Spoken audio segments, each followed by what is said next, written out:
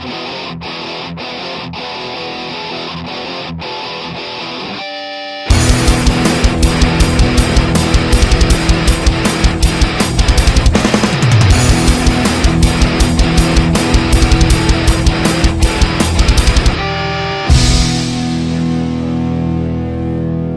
y'all, it's Heel Heat time. Hi everybody and welcome to Heel Heat. My name is George Coles and this is going to be a Heel Heat Top 10. On this episode, we're going to do something that's a little bit close to my heart and close to a lot of people's hearts out there. The Top 10 Stan Lee creations. Now, yesterday we found out that the legend, at the time of this taping yesterday, Stan Lee had passed away after a very long and productive life. And I don't want people to think that I'm capitalizing, trying to jump on his death to make money. I'm not going to monetize this. My channel's not monetized anyway. I'm doing this as more of a tribute to a man that touched my life, that had a profound effect on me as a human being and me as a person. So this is my way of kind of honoring him by doing a top 10 of his creations, and I could have done a top 100 to be honest with you, and still wouldn't have even scratched the surface of what he's given us. With that being said, let's jump right into it. Hopefully I do the man some justice. Number 10, Iron Man. Now, a lot of you guys are going to argue with me on this point. I like Iron Man. I'm a fan of the comic book. I really do enjoy it. To me, at times, he was a little bit too much of a Batman clone, and there's too many similarities for me in there. Not that I dislike him. Like I said, he's one of my favorite Marvel characters. But once you see the rest of this list, he's more of a heavy hitter now because of the movies. Before the Iron Man movie came out, he was a second tier guy. He wasn't somebody that they put in the front of all of their posters and all that stuff. So I'm going through the entire history of Marvel. Number 9, our first villain on the list, Dr. Octopus. And Doc Ock is a guy that, watching the old Spider-Man cartoons and reading the Spider-Man comic books, to me he's the quintessential Spider-Man villain. Some people like Vulture more, some people like Mysterio, some people like Lizard, Kraven. I mean, there's a litany of really good ones. But to me, Dr. Octopus is the Spider-Man villain, is the one that's most interesting to me. And I enjoy it. I like the fact that there's a reason why he's doing what he's doing. He's not just bad because to be bad. There's more layers to it. And that really built something. And really, it was one of the things of Stan Lee's creations, and him and Jack Kirby especially together, where it wasn't just a one-dimensional person. It was multi-dimensional. It was more than just what you see on the surface. A lot of times, and this isn't a knock, but you get characters like Superman, which are boom, straight and narrow, all the way good, leading all the way on the side of righteousness, or people that are all the way 100% bad. When we know in the world that there is more of shades of gray, of people that are not black or white or good or bad, that they're somewhere in the middle. And Dr. Octopus fits that category. He more leans to the bad side, but he's closer to the middle. Now, number 8. It's a guy that's seen a lot of resurgence with his film that just came out recently, and that's the Black Panther. Now, one of the things that I really enjoy about this, and when you know your history of comic books, this was the first African-American character to have his own story, to have his own book. And it came out in a time where America was going through a civil rights issue. Stan Lee was always at the forefront of that. He was always pushing for equality. And to have such a strong character set, such a well-written character, such an intelligent character as the Black Panther, it really, really showed, and how that took off. I think it kind of helped, and I don't want to downplay how much it helped America accept the fact that an African American can be equal, and how much this helped in the civil rights movement. Now, don't get me wrong, it's not Martin Luther King, it's not Rosa Parks, it's not the Freedom Riders, but it did its part. It gave the children that were growing up someone to look at and go, look, Black Panther's no different than Captain America. He's no different than, any other hero that we like. He's fighting for what's right against what's wrong. And that's what I really like about it. Now, number 7, Daredevil. Another example of Stan Lee showing us that someone with a disability, this case being blind, or someone that's not like us, can be someone extraordinary. Not to judge a book by its cover, because you see the Matt Murdock character and immediately think, oh, that's just a blind guy. But then you realize he's one of the most gifted martial artists in the world, that he's the Daredevil, that he's a fantastic lawyer, and he has all of this skill set where his disability doesn't hinder him. And this is a common thread. Much like the equal rights, Stan Lee was all about pointing out and going, hey, just because somebody is different doesn't mean that they're not as good as you. So having a character like the Daredevil really helped to show that kind of aspect of Stan Lee and what he meant, and some of his personal beliefs. And you could really see him shine through in his characters. Now, our number 6, the ultimate team, in my opinion, or the ultimate team up, the Avengers. This is where you got all your heavy hitters in one spot at one time, and it worked. It probably shouldn't have. You basically overly spammed the marketplace with everybody they love in one comic book: Captain America, Iron Man, the Hulk, Thor, later incarnations adding Black Widow, Hawkeye. I mean, you had all of your most of your Marvel favorites have been in the Avengers ranks, and even some of your lesser characters like Ant-Man or the Wasp, or you now have movies made out of them, joined up and were part of this. And to me, I like the Avengers for what they were. They were that ultimate team that's going to take on the really bad, the worst of the villains. Speaking on teams that are going to take up the worst of the worst, our number 5. Kind of interesting that it's the Fantastic Four at number 5. Again, another group where you see the dichotomy of Stan Lee putting a family into a superhero concept. You had Reed and Sue, who were husband and wife, Johnny, who's Sue's brother, and then you had Ben, who's Reed's best friend, basically his brother. So it was a family unit working together as a group. And to me, one of the biggest shames of the Fantastic Four franchise is that there hasn't been a really good movie made yet. The ones with Jessica Alba were okay. They're not...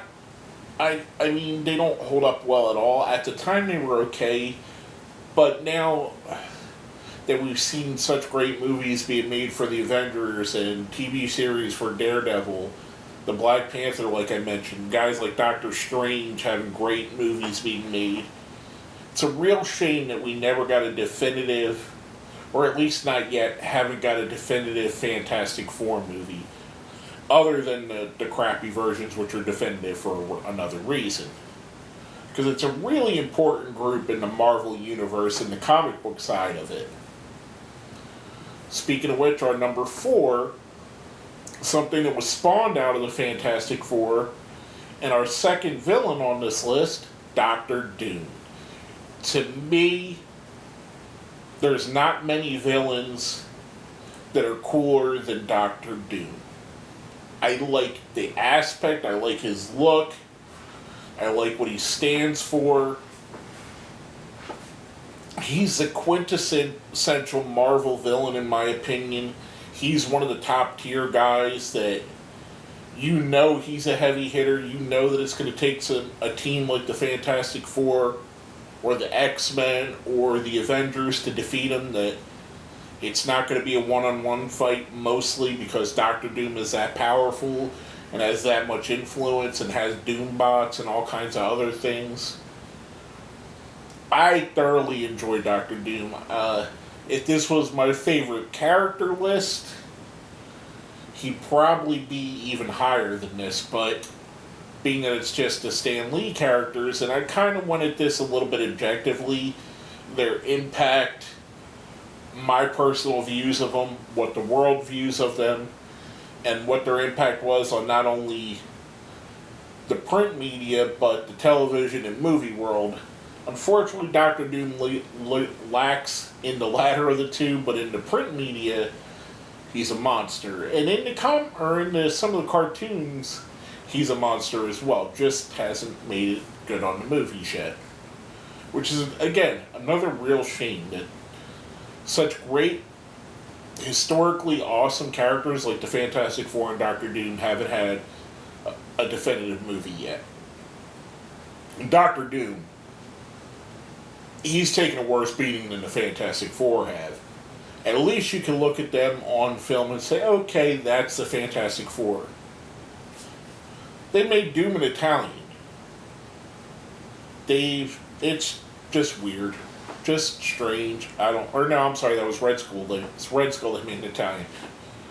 But they made Doom a weak villain in 3 different series. So to me, or 3 different reboots. So to me, he hasn't been represented as well as he should.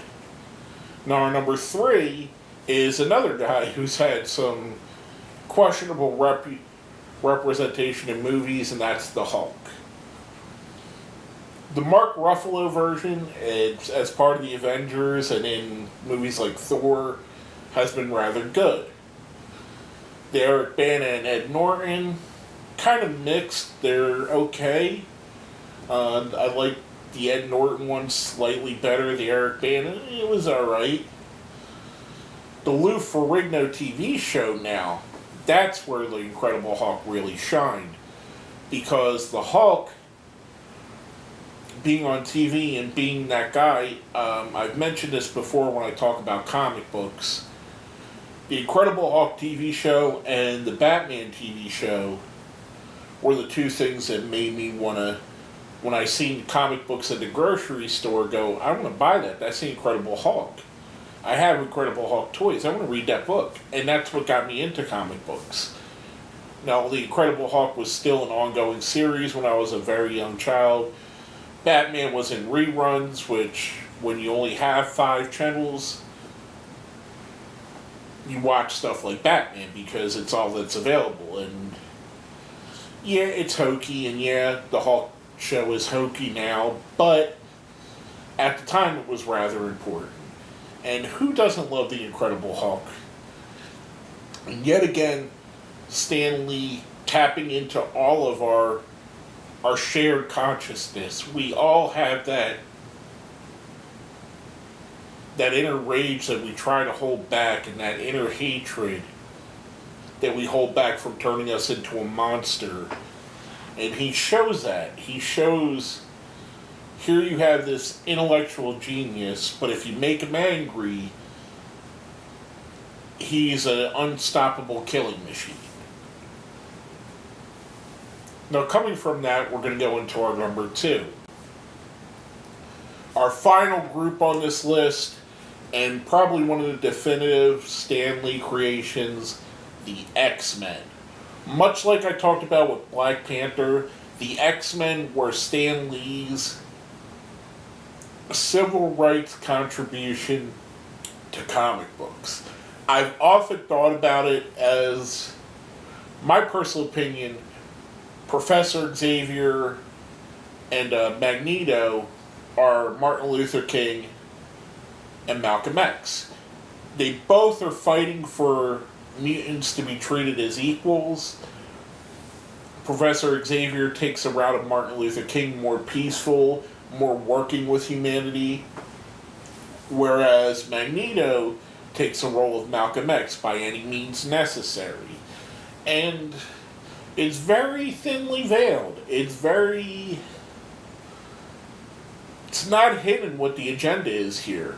He's talking about equality on a superhero level when he's really talking about equality for people of color, for women, for people that are not the norm. And for a guy like Stan Lee to come out ahead of this and put this out in the 60s, right while we're in that whole civil rights era and that whole fight that was going on, to me, this again, it didn't do as much as other things, but it did open up people's eyes that probably weren't going to be opened up any other way.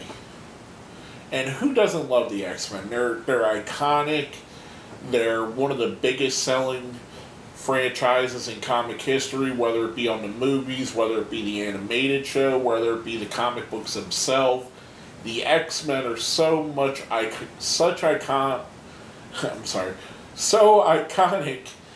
in that Marvel world and outside of the Marvel world.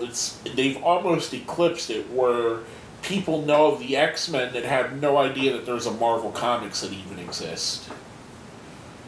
Now, before we get into our number one, if this is the first time you're tuning in, we do a little thing here on our top 10s called the best of the rest. Basically, these are things that were considered for the number ones, or considered for the list, but didn't quite make it. Number one, or the first of our best of the rest, Doctor Strange. Now, it's funny because he liked to use Doctor a lot, but to me, Doctor Strange was kind of his example of another thing. Like we started seeing the influence of Eastern culture, and we started seeing Eastern medicine coming in, and Doctor Strange was that representation, that mystical side, the kind of hippie side of it, the kind of, again, another representation of his time. He was someone that's saying, let's do this a different way, kind of like the hippies were saying.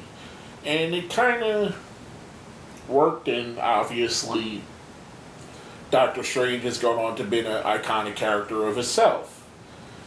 Next up, we have one that I want to say that it's probably more important to Stan Lee than most people think, and that's Nick Fury.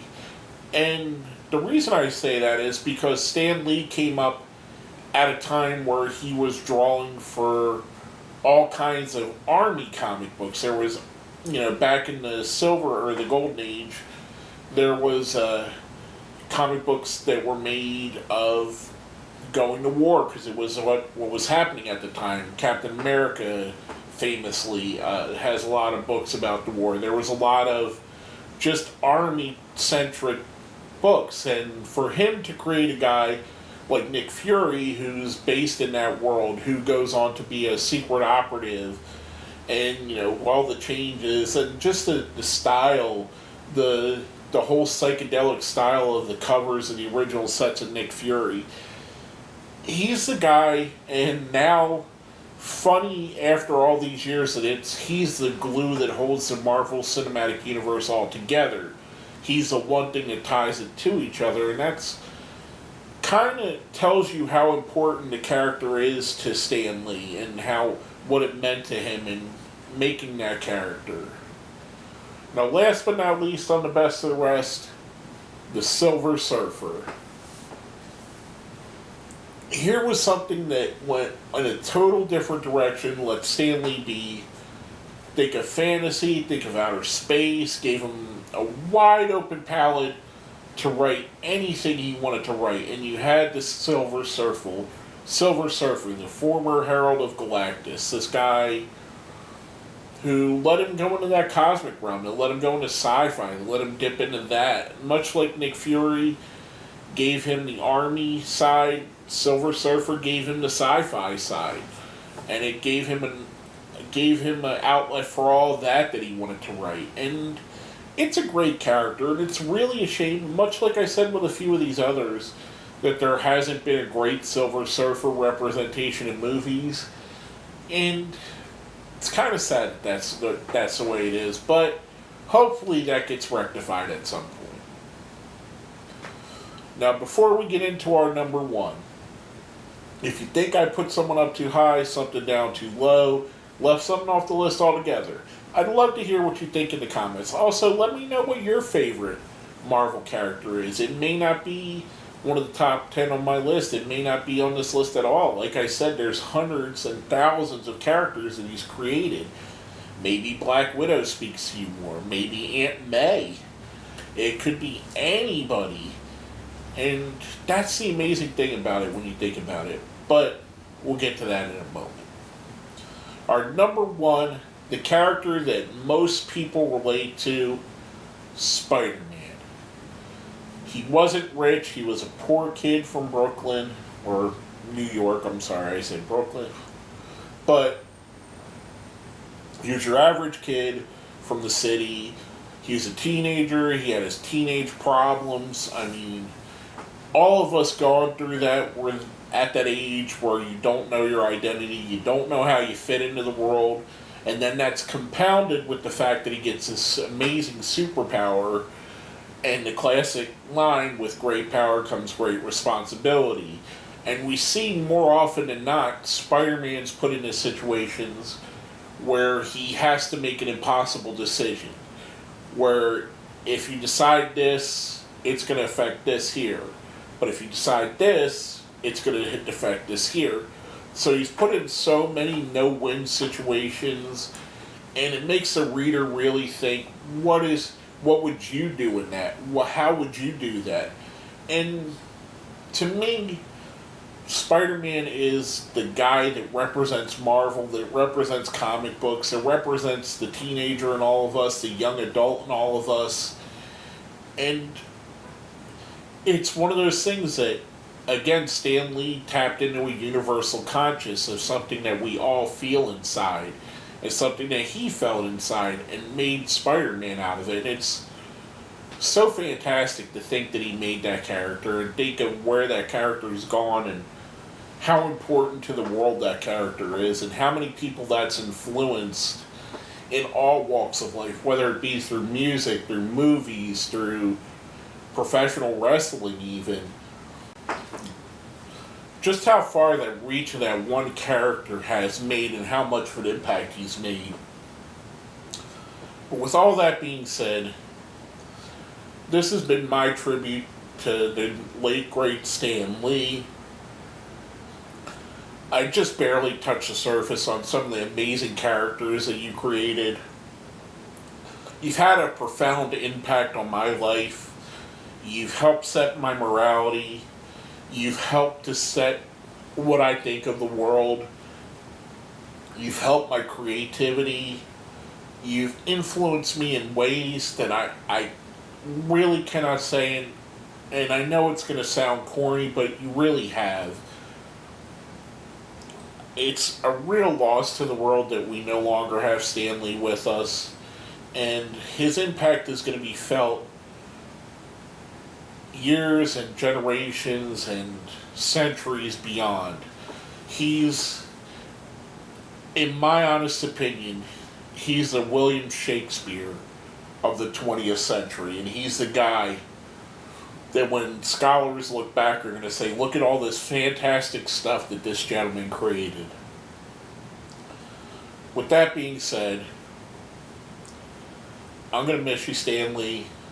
This has been my tribute to you, my top 10 of your creations. Godspeed, my friend. And there's only one way to end this video properly. Excelsior.